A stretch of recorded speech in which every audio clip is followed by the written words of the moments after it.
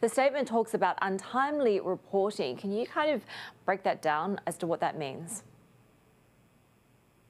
Well, this is probably the most curious aspect from both of those statements.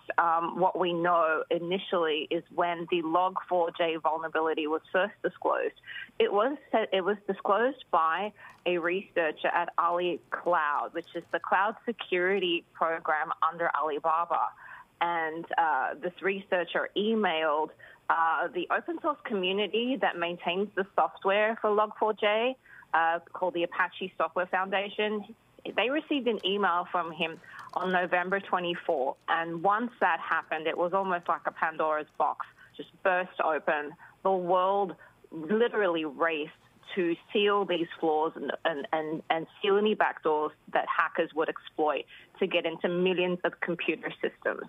That's what we know. What we don't know, though, is that yesterday, or actually Wednesday, when the Chinese Ministry of Information and Internet Technology suspended cooperation with Ali Cloud, that they said that we understand, according to reports, that the suspension was because they didn't report the flaw in a timely manner. We don't know when the ministry was informed, and we don't know when they would have preferred to find out, and whether they preferred to find out before or after Ali Cloud informed Apache Software. China has passed these incredibly strict new laws, especially on cybersecurity reporting, where they expect researchers to report flaws to both the vendor and to authorities.